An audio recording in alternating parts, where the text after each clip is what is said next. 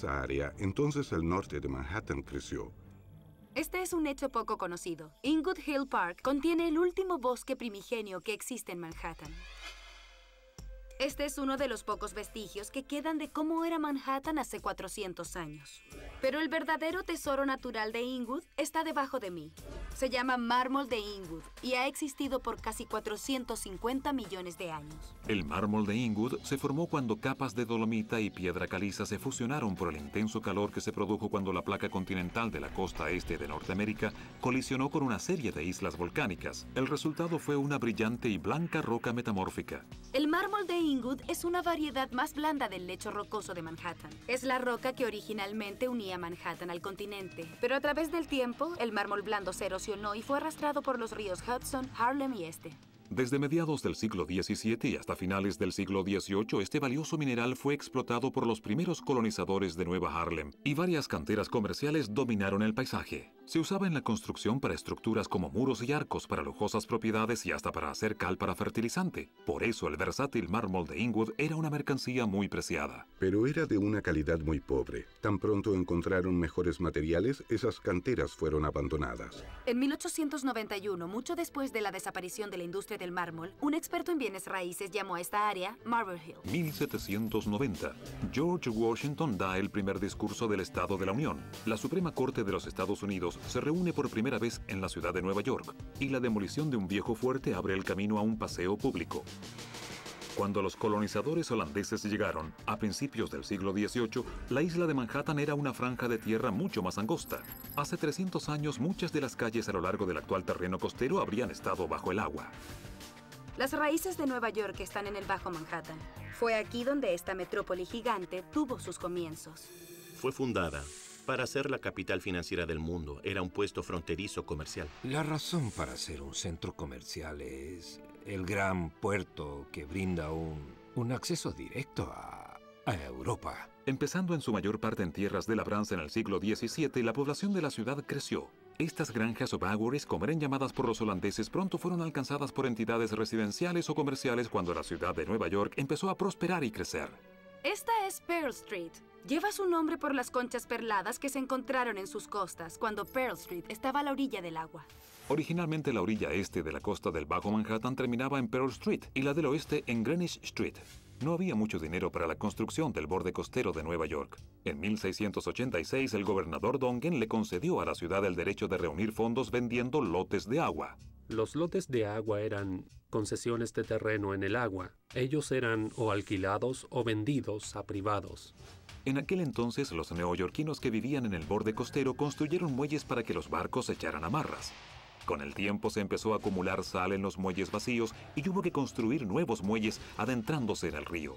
Debido a eso se permitió la venta de terreno hasta llegar a los 122 metros en el agua y se usó relleno para expandir rápidamente la costa y lucrar de ello. Siempre hemos estado tratando de ampliar los límites de donde estamos, rellenando la costa.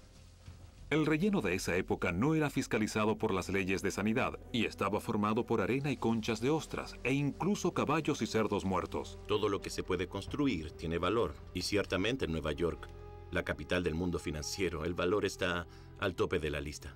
El terreno de la Iglesia de la Trinidad era uno de los más grandes y fue arrendado hasta que se vendió, pero no todos los terrenos de Manhattan eran privados.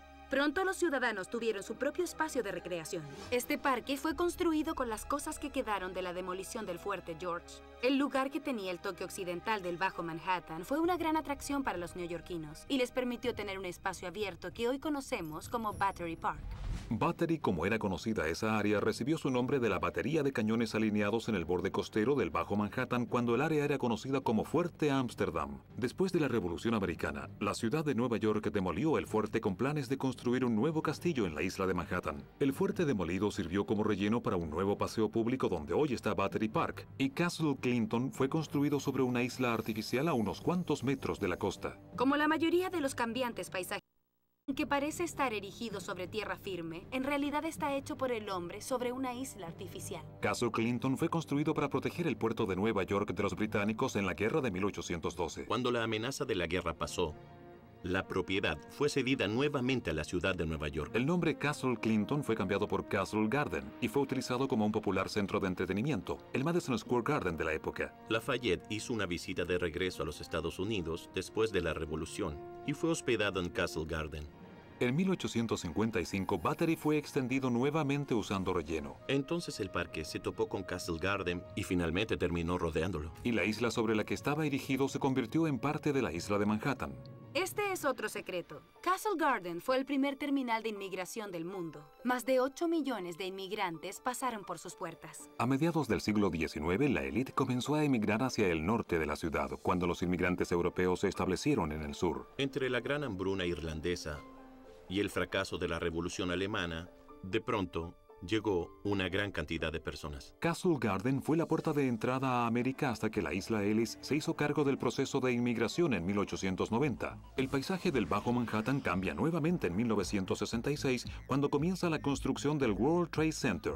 Se excavaron más de 93,000 metros cuadrados de roca y tierra. Después la roca fue arrojada al río Hudson para crear Battery Park City. Fue un doble ahorro no solo para la construcción del World Trade Center, sino también para la eventual construcción de Battery Park City. Hoy esta área es el hogar del Centro Financiero Mundial y del aclamado Stuyvesant High School. También es el centro de los más sólidos desarrollos inmobiliarios residenciales a lo largo de la costa este. Si no se malgasta, jamás faltará nada. La historia del cambiante paisaje de Nueva York muestra una ciudad que es siempre flexible, adaptándose al rápido crecimiento que la ha convertido en la formidable metrópoli que es hoy. Casi en cada rincón de la ciudad, el comercio ha cambiado mucho en los últimos 20 a 50 años. La ciudad de Nueva York quizás ni siquiera estaría aquí si no fuera por las circunstancias tan importantes de la naturaleza que nos puso en este lugar. Nueva York se ha expandido hacia las alturas y también a través del agua, y aún hay secretos por descubrir en su siempre cambiante paisaje.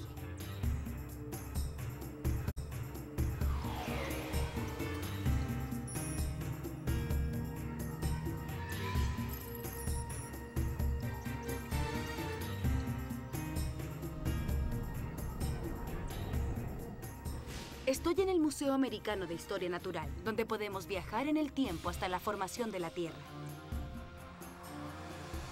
Desde lechos de millones de años hasta áreas de solo 30, el paisaje amorfo de Nueva York juega un papel crucial en dar forma a la ciudad.